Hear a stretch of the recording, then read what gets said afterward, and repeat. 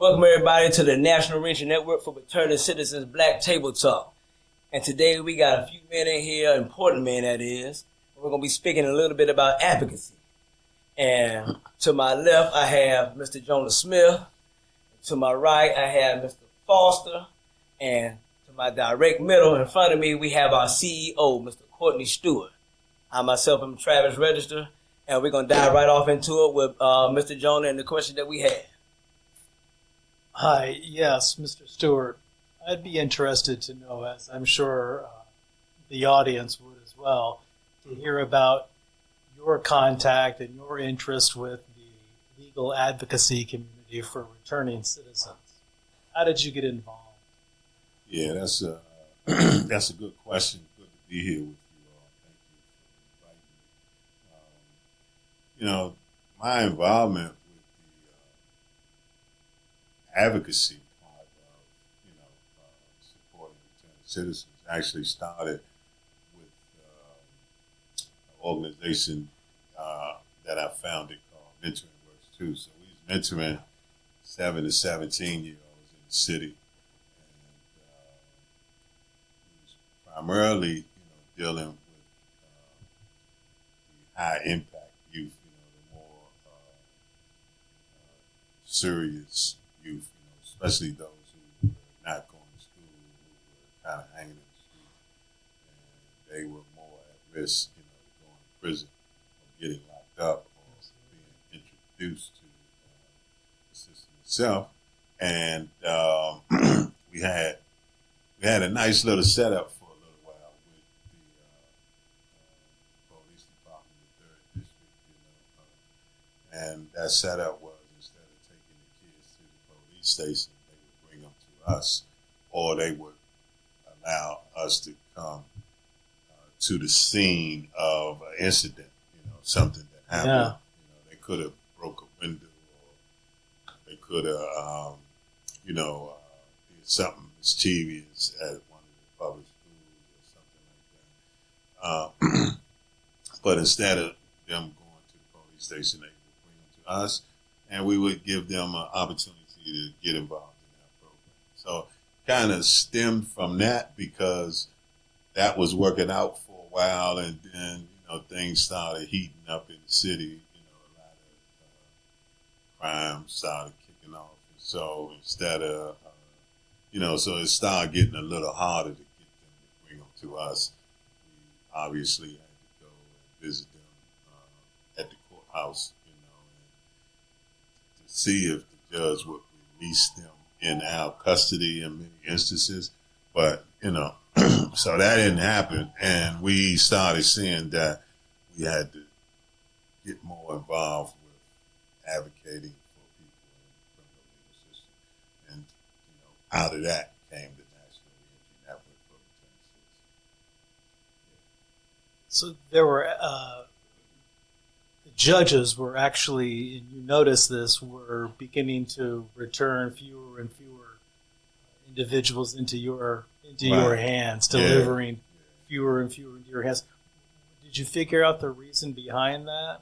Was there a shift in policing at that time? I didn't have that magic ball on my table. But I mean, some of it is obvious. It's a lot of pressure on all of us when crime goes up in the city. People, they tend to want, a lot of the attention focused on that. And, but our attention is focused on, the well-being of youth and their future, you know what I mean?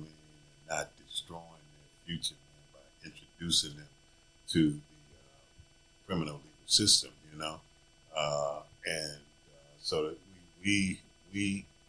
we were more involved in like alternatives to that system or diversion to that system, and we had a I loved it, man. We had a good program. We was rolling, man. We had a lot of help. The community was involved. We had Howard University and a few of the other universities involved, and we was helping people. We was helping kids, man. But obviously, that uptick in crime, put a lot of pressure on. And then, some of the kids, they didn't deserve to be back out here too. So we went through that process as well. But we knew we needed to do more because when you lock a kid up, I mean, like they never come out of that. Once they introduced to the system, just like myself, I was introduced to the system at the age of 9 years old, and I didn't commit a crime. I went my first juvenile visit to the juvenile detention center was because of beyond control, because my parents said that I was beyond control. So I was introduced to that system at that time. So yeah, I'm sure they had other reasons, man, but it's just the political pressure of, responding to the 1 or 2% of the violent crime that goes on in the city. There's a lot of fear, of course, that's associated with crime, and people watch the crime rates, at least in terms of trends. We know when it's going up, and we know when crime is going down.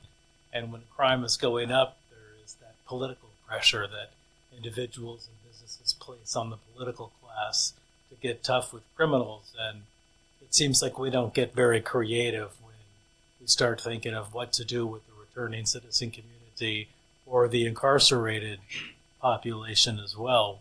We have a hammer, and that's called prisons, and that's about all we know in terms of fixing these social problems.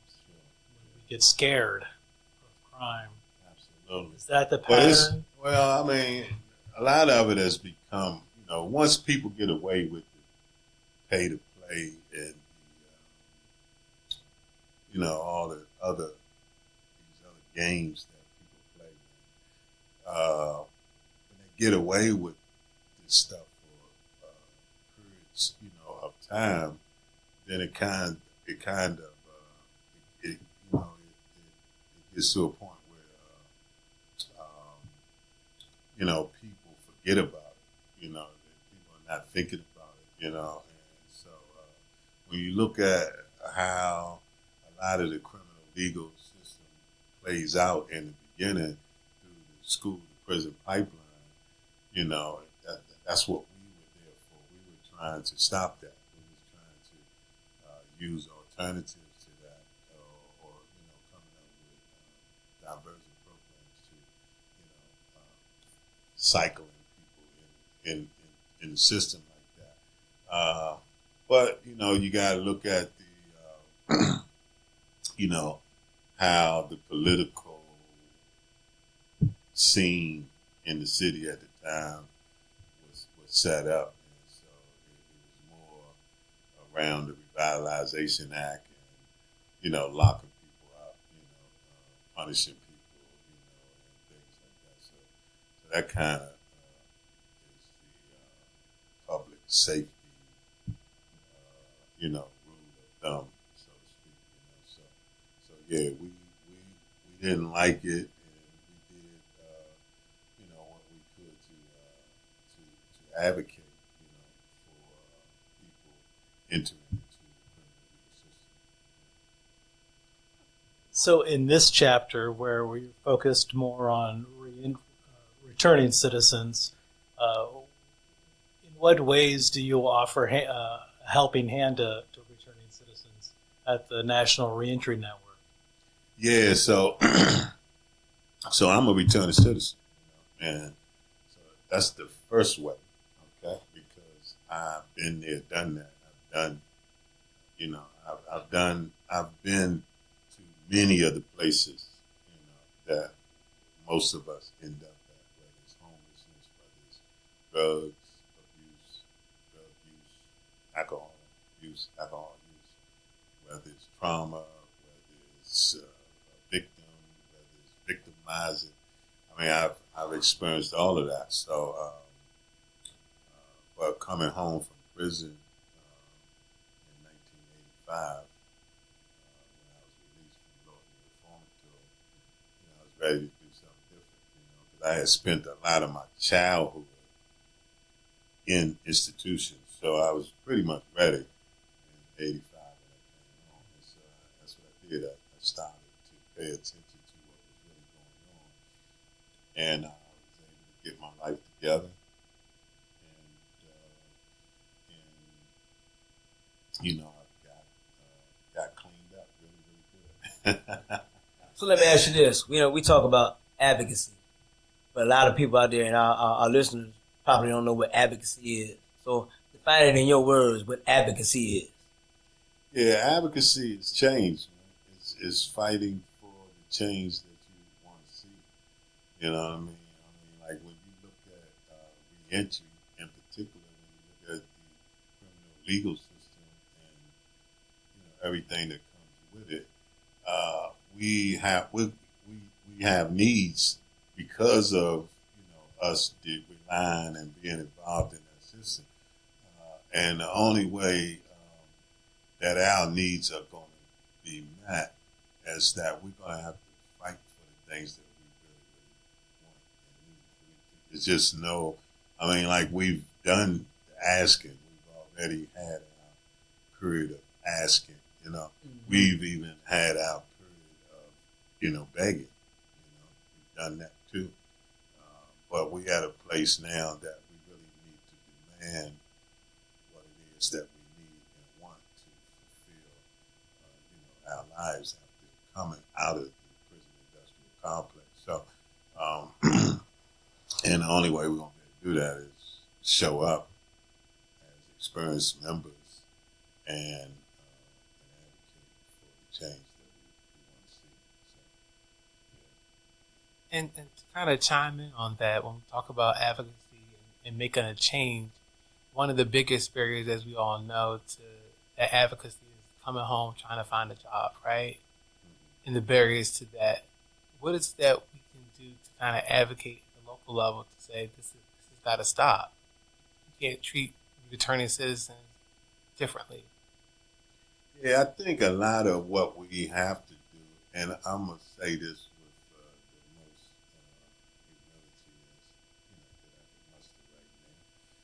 because I don't want people to think that I'm sitting up here with answers or with all the answers, because that's not the case. Like, I'm just sharing from experience, right? That's what I have. I got my experience. And, but I think we need to re-look and retool how we are doing things. Like, we keep trying to warm the same soup over twice, right? A lot of what we have to do hasn't been done. And we have to change too. We're asking, our oppressor to change. But in many instances, we have to change too. Like, we keep on trying to use the same tools.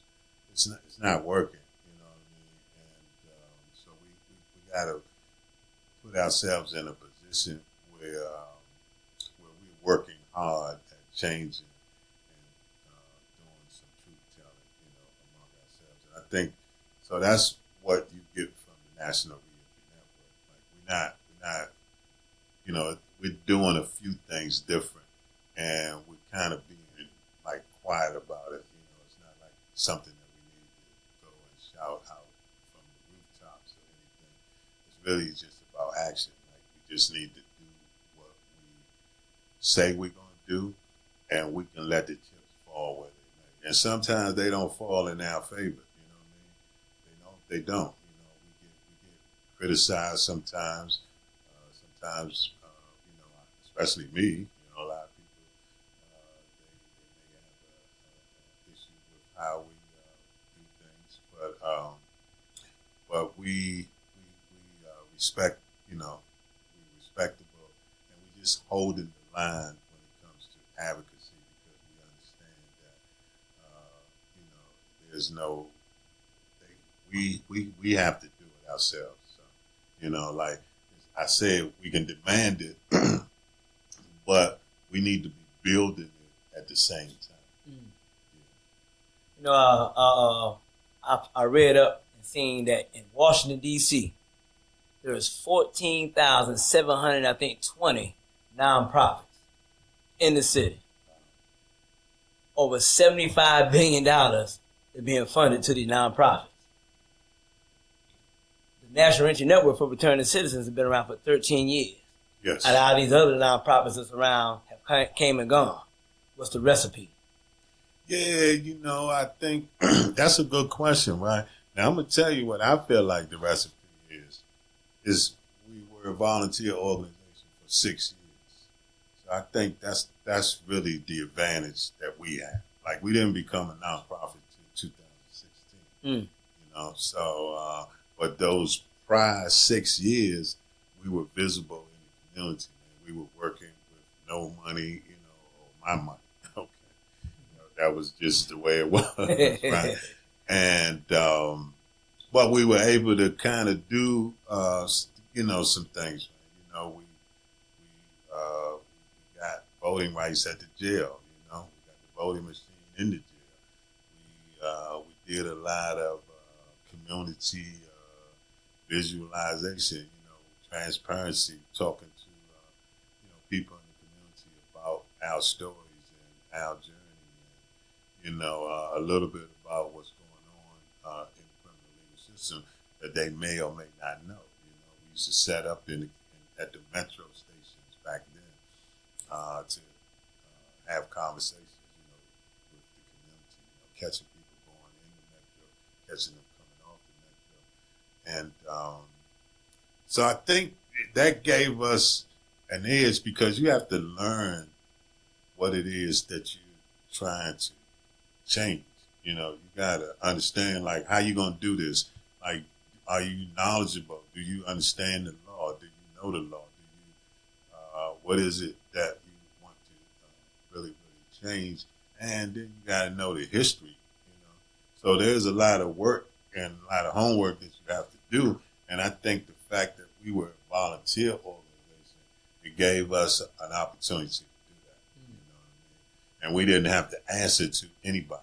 Like, sometimes when you start taking dollars from people, you can't bite that hand, you know what I mean? Yeah, all the time. Obligated. Right. Well, but not with us, because like I made it perfectly clear, man, that we weren't for sale. Like, we was going to do things our way. And so, we paid a price for that, but it was worth it. Yeah, it was, oh man, it was worth it. We've been around for 13 years, you're right. And a lot of people could look at us and still see that we are a very small organization. It's not like we rode off into the sunset. We ain't no celebrities when it comes to, we don't need a pat on the back. We don't need nobody, giving us no accolades or no applause or none of that, because that doesn't like go with this work. That is not what we trying to get something done. Okay. Mm-hmm. Our whole goal, man, we trying to get something done. We want relief. We want to be free. We want to be able to, come home and get involved in the economy just like everybody else and take care of our families, man, and get as far away from the criminal legal system as possible. You know what I mean? Yeah. And so we have to address all of that. And so I think that has been the secret to the National Reentry Network, man, that we were a volunteer organization for 6 years. That was all blood, sweat, and tears. And we were able to get some things done. And people seen the sincerity, they seen that we were really, really sincere and visible. Is there a way you can talk a little bit more, Mr. Stewart, about the merit as opposed to like a spoil system where people feel like you can be bought as an organization, and how that tears down the work that you're trying to do out in the community? Yeah, I mean, like we come from most of the communities, right, that we serve, and it depends on our behavior, man. When we go back to those communities, you got to be the change that you want to see. You got to be the example for the community that you are serving. And you got, and it's like a child, you know, me leaving my child in your care, you know, and you gotta like understand like, you know, what you have in the palm of your hand. And so we make a lot of mistakes as a result of that because, you know, I just mentioned celebrity and different platforms, you know, and attention seeking, you know, so we end up doing a lot of things that we shouldn't be doing, you know what I mean? And then we end up, you know, in many instances with the Stockholm syndrome, you know, where the slave fall in love with the master, you know. So I think, you know, when it comes to our, you know, people who are fighting and trying to change the criminal legal system, I think that we have an obligation to excuse me, to you know, walk lightly, you know, and not be all boisterous and braggadocious about, you know, doing service work. Mm-hmm. I mean, like, how you gonna, you serving another human being and you want some type of accolade for that. And I think that translates really, really bad from the community that most of us come from. You know, we got T-shirts. You know, the National Reentry Network for Returning Citizens. And on the top and the bottom of the logo is invest in people, not prisons. And we talk about a lot how a lot of these other nonprofits that may have perished or maybe being around short-lived right now, how they look at the returning citizen as a paycheck and not as what really wanting to help them. And what you're saying, doing this type of work, I mean, it takes humility. Not only does it take humility, but also working outside the clock. And I know from witnessing you that, okay, you may come here from 9 to 5 while the office is open, but you're going home and you're working as well. So it's just not something you just do while on the clock. You know, it's boots to the ground. Right, yeah. Well, you know, it's just like anything else, man. Like, oh, I'm sorry. It's not like anything else. But what it is, you know, it can be work or it can be a purpose. Mm. Okay? So, I mean, it's just that simple. Like, it's purposeful for me. Like I just told you, I've lived and experienced all of this myself personally. Mm-hmm. And I had to pull myself up by the bootstraps. Had some really good people in my corner, but I was able to follow the directions that they gave me. And, you know, you can go back the last 34 years and you can see my track record speaks for itself. So if it can happen for a brother like me, it can happen for anybody. But, you know, you know, I feel like when it comes to, we're dealing with crime, we're dealing with victims, we're dealing with harm. I mean, like, so that ain't nothing to be played with. Right. Like, you know what I mean? And we can't take a lot of what we do for granted. Like, we gotta, like, be thoughtful and mindful of everybody. Like, you know, people lost their lives. You know, there's some terrible things that happen to people. So you can't just be out here, you know, with a loud voice and not understanding, you know, the collateral damage of the acts that are committed in the criminal, you know, the criminal legal system. Because it's out here too. It ain't just, you know, what goes on in the prison industrial complex. I mean, like, it's out here in our society as well. Man. You know, we was talking about that earlier. You know, and we just need to do better, and we gotta stop running from our responsibility. Like, this is our responsibility. Like, we sitting up here allowing other people to do what is our responsibility. Like, they can help us, they can support us, but they can't save us. Right. You know what I'm saying? They can't, man. And it's on us to understand that, like, you know, and so we got some things that we got to work out, and you know, some of that, you know, requires good leadership, basically. You know, we was at a public safety meeting some months ago, and down in Georgetown, and they was talking about how the crime, you know, their cars were getting broken into and people were getting robbed, and they talked about how they were scared to go outside in their communities after dark because the homeless people and the drug addicts and people robbing that was coming at them. So everybody was trying to come up with solutions. Oh, we need more police. Oh, we need more of this. We need more of that. And Mr. Stewart got up and he's like, I asked y'all to let me speak. I was quiet the whole time. Now, we're here to come up with a resolution. So it's like, I'm telling you what's needed. We don't need the police. We don't need extra forces from the government to come in and do what we want our community to be. He said, we need to get out there and introduce ourselves to these people that's in the neighborhood because they're here. Whether you want them here or not, they're posted up in tents, even though they may not have a numbered address on their tent, but they're part of the community. So what needs to come out, what needs to be done is you come out here and you speak to these people, get an understanding, clean them up, see what their story is. You may be able to give them a job, they may be able to help your community out, but that's what's lacking. You said we need to do our own work. Nobody's coming out in here and learning the community. They want somebody else to come in and be like, hey, lock these bad people up so our community will be better.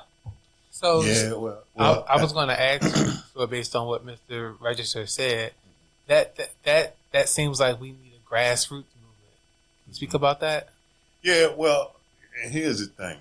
Like we all, like, you know, like I said, we got to retool and rethink a lot of this, you know, because we kind of like still trying to do the same thing that was already been done 1,000 times, and we're still trying to get rewarded for that again. No, that's not going to work. We're going to have to really work a little more harder than that. What Mr. Register was talking about was displacing the homeless. You know what I mean? And, you know, and that's what everybody want to do. Everybody want to move the homeless people, you know, and they want to do that with us, you know, with people with criminal backgrounds. They want to displace us. They want to keep moving us, you know. They call it monitoring and surveillance. That's what they call it, or supervision, you know, or all three. Okay, how about that? And so that's what they want to do with us. So what I was telling the community, I was telling them that how about embracing the homeless population, because they sleep here every night. They're your neighbor. You can't deny that. Like, you know what I mean? And, you know, instead of you trying to move them to another neighborhood, you know, why don't you embrace them and kind of like, you know, spend quality time, some relational time with them, and see what happens. I mean, like, amazing. Right? Amazing. Yeah, I mean, like, if you did that, at least you would find out more information than you have right now, because right now you don't have no information. You just looking at them sleeping in your neighborhood overnight, and you think that they are like it's an ugly thing.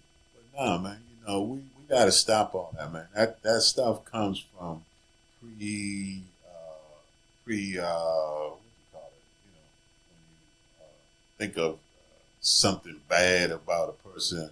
Preconceived notions. Right, preconceived notions, you know, before you even get to know the person. Like, nah, man, take some time out that little fake busy day that we always try to act like we got, and you can give a dude 30 minutes. You can give one of them women down there 20 minutes of your time, 15 minutes of your time, you know. And what'll happen is they start calling you by your first name, or they start saying, "Mr. Stewart, what's up? Hey, Mr. Stewart, how you doing, man? I ain't seen you in a while." You got a relationship, right? And that's what you do, man. And they'll tell you how you can help them, just like we do here at the National Reentry Network with our clients. We slow our clients down. Once they in our Ready for Work program, we end up finding out what's going on with them, how we can help them, and everything. They tell us every single thing. So we just need to we do some things. We don't have to keep on like pushing people and acting like we're better than people or we're different than people. Come on, man, we're all human. Like, how you going? And if you have the means, you should help somebody. You should be in service anyway. You're supposed to serve your fellow man, so you should be in service anyway. So it's almost like it's a state of denial sometimes, that for which the answer would be acceptance. All right, but it's learned behavior. It's the behavior that we have learned. Pretend the problem isn't there. Right, yeah. Deny that there's someone sleeping out there on the curb, rather than accept it, because if I accept it, then I have to recognize that that's a human being, just like me. And then that would mean I have to do something. Right? But I don't want to do something. Right. Yeah. So I'm not going to classify that thing as a person. I'm going to classify it as a problem. Right. It's someone else's problem. Right. Like a bug, you look at a human being, there's some type of bug or something, that you need to call the step on or step over or call the exterminator, shoo away. Right, that kind of thing, man. So, but you got to teach people how to treat you. So that's the reason why it's important for us to understand like our role in educating the public. Like you can't point your finger at the public, because you got three fingers pointing back at you. So it's not about blaming people for the way that they act. No, it's about helping them to act different. The same thing with returning citizens. That's what we're doing with our clients. We're trying to help them to act different. You know what I mean? So we keep on acting like we got a reason. It's almost like voting, right? Like that's why we were so involved in getting returning citizens and retaining their rights to vote. Because when you think about voting, people, especially people in low-income neighborhoods, they tell you the reason why they don't vote. They say, man, people ain't gonna do nothing. And it used to me wasting my time with a lot of voting. Well, then you're not involved in the process. Like, what I mean? Like you're not going to have a say-so, And so we had to educate them, like, man, that is the worst way of thinking. Like, you're not going to vote because you come up with an excuse that these people ain't going to do nothing anyway. Well, you not voting guarantees that behavior. That's right. And you're not doing nothing about it. Like, so how can you? That's the finger pointing out, and the three fingers pointing back at you. But if you got some humility when you're educating people, you give them some time to get through the hurt of that reality, but they would take it. They would embrace it then. But when you just punch a dude in the face with it and walk away, then they may not receive that. Like, so we have to be mindful and I ain't gonna use words like gentle and all of that because ain't nothing gentle about me. But I'm thoughtful though. Like I'm gonna be considerate. Like I'm gonna think it through. Yeah. I'm just not gonna just like pounce on someone, man, because they may not know or they may not participate. I'm gonna kind of think through it and see how I can best serve them. Civic duty is very important, like you said, getting out and voting and things like that.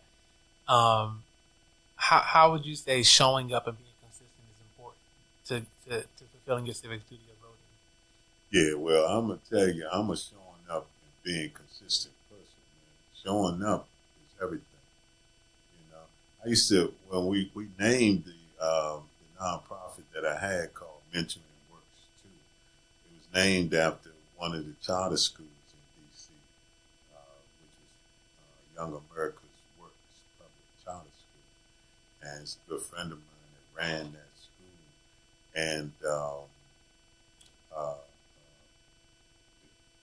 school was all the children who either had a tough time in DCPS schools or they were suspended from those schools, and they needed to go to an alternative school to get back in those schools. So she had a really interesting group of kids that went to that particular charter school.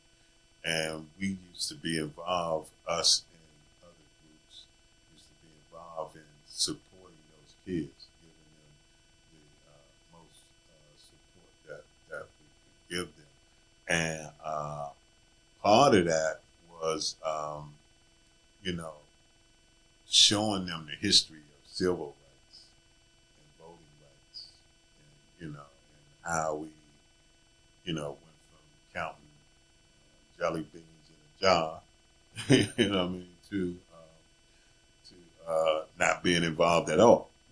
Okay, saying, like you got all, our ancestors, man, they paid a heavy price for us to even have the right to vote, and we not even exercising that right. You know what I mean? Right. And so, and then when you look at the totality of that has like spread it like cancer in our community, and even now in DC, if you look at who votes and who don't vote, you got a lot of people in DC that don't vote. A whole lot. And that's right, and a lot of them look like us. So I mean, like, and that hurts anything else that we do, because we need people. You need people. People change the world. You know what I mean? People have the power. We have the power, but we won't have the power if we can't assemble. If we're not able to assemble, if we're not able to, come together. And so it's no different from us. It's no different for returning citizens. We have power too, but we have to exercise that power. And the only way we're going to be able to do that, where people are going to individually, you're not exercising nothing, man, but a muscle, and that's it. You ain't exercising no power. No, we need to have collectively exercise our power, and people have not seen that from our population, and so they just walking around. Some people, they doing what they normally do. They looking at us, they shaking their heads. You got some people that's very confident that we'll eventually get there. You got others that don't care one way or another. You know what I mean? And then you got a lot of people stuck on stupid, man. And so, but we have to, whether we do it from a mustard seed approach, one person at a time, whether we do it from a granular approach, it has to be done. It has to be done, man. And we cannot let this moment pass us by, because we done it way too many times, man. Way too many times. It's time for us to get our act together, for real. Stop playing games. And people just like us sitting at this table, we have to be the sacrificial lamb. We have to be the sacrificial lamb. And that's another thing. We don't even want to sacrifice, man. Our ancestors easily sacrificed. You look at sacrifice, man. Sacrifice can come from a glass of water all the way to dying. You know what I mean? Yep. Yep. You know what I'm saying? So we have to be ready, and in many instances, we're not. So, and it's just a matter of leadership that's going to help us, to understand that. But you got to lead the right way too. I'm an arrogant person. I'm a very confident person, right? That's mistaken many times as arrogant, but I know how to lead. Though. I know how to get out the way.